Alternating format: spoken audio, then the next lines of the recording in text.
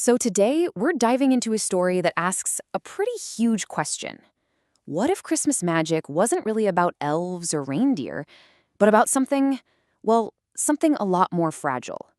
Let's unwrap The Girl Who Saved Christmas. All right, so let's get right to the heart of this story. We all think we know what makes the sleigh fly, right? But what's the actual fuel? What is it that really powers Christmas magic? And you know the answer? It's probably not what you're thinking. While they're obviously a huge part of it, the true power doesn't come from the workshop or the stables. Nope. It isn't the elves and it isn't the reindeer. So, here it is, the core of everything. Magic has one single, incredibly powerful ingredient. As the story puts it, do you know how magic works? Hope. That's how. Without hope, there is no magic. It's literally as simple and as complicated as that. So where did this all start? I mean, this isn't just some vague concept, right? This hope, it had a source. And that source was a single person, known simply as the first child.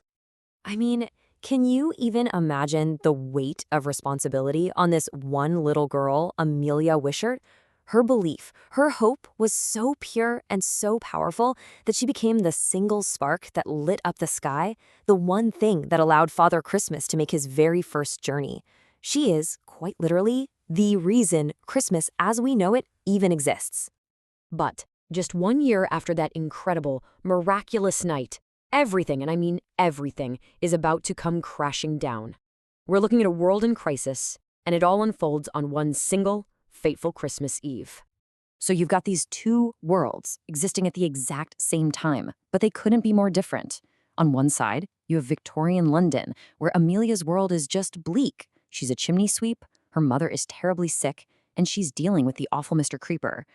But on the other side, you've got Elfhelm, this beacon of absolute joy. Elves are singing, toys are being made. The contrast is just jarring.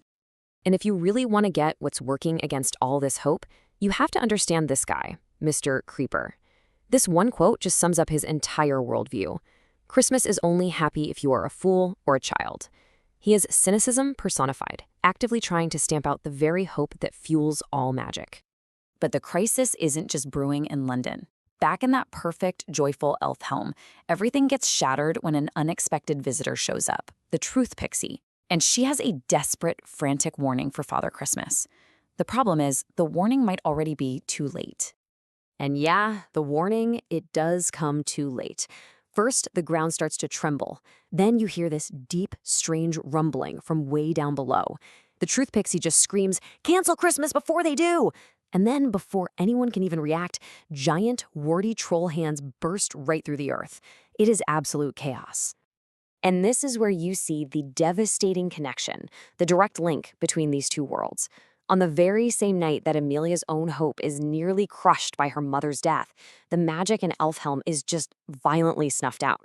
The troll attack completely destroys the toy workshop and the sleigh. One world's sorrow becomes the other's catastrophe. So a whole year goes by, a year filled with consequences. And that brings us to the aftermath and a brand new, pretty grim reality for everyone involved. Let's just break down what happened in that year.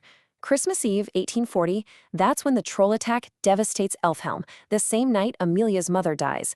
Then, for the whole year after, Elfhelm is physically rebuilding while Amelia gets sent to Creeper's awful workhouse. Which brings us right up to the 1-year anniversary, Christmas Eve, 1841, with Amelia still a prisoner and hope at an all-time low. But you know, on the surface, Elfhelm looks great. It's been rebuilt, it's all shiny and new, but it's just a facade, really.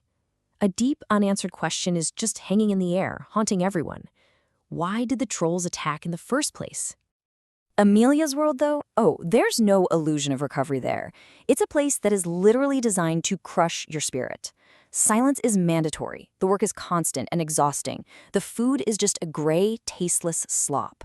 Fear is the only emotion allowed. Hope isn't just gone, it is being systematically erased.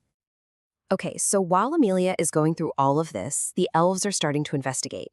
And this leads to a pretty shocking conspiracy, where the truth finally starts to come out. And the job falls to this unlikely hero, right? A really determined elf reporter. Her name's Noosh. She's given the dangerous task of going into troll territory to figure out what happened, and to stop it from ever happening again. So, Noosh's investigation, it pretty quickly leads her to the one creature who physically cannot lie, the very same pixie who tried to warn them a year before. She tracks down the truth pixie to finally get some answers. And what she finds out is, wow, it's the story's big twist. The truth pixie reveals that the trolls, they weren't even the real bad guys. They were just pawns. She says they had been brainwashed by pixies. Unbelievable. Another magical group was secretly behind the entire attack. Okay, so with that bombshell just hanging in the air back in Elfhelm, we've got to go back to Amelia for this final, desperate moment. A spark of defiance, and a last flicker of hope in the dark. I mean, things for Amelia have gone from bad to worse. She tries to escape, she fails, and now she's trapped, cornered by Mr. Creeper in the laundry room. There is literally no way out. It feels like all hope is just gone. But right there, in that moment of complete and utter hopelessness, something just snaps. Something raw and defiant. Her arms were exhausted from turning the mangle, but her teeth had strength. She bit him. It's not some grand escape plan, it's just this powerful refusal to be completely broken. A tiny, but absolutely crucial spark. And that's where we're left. You've got these two massive crises hitting at the exact same time. The original source of all hope, Amelia, she's imprisoned, just fighting to keep her spirit alive. And meanwhile, the true enemies of magic, these manipulative pixies, are still out there, plotting in secret. So the question we're left with is, with everything hanging by a thread, can Christmas ever actually be saved again?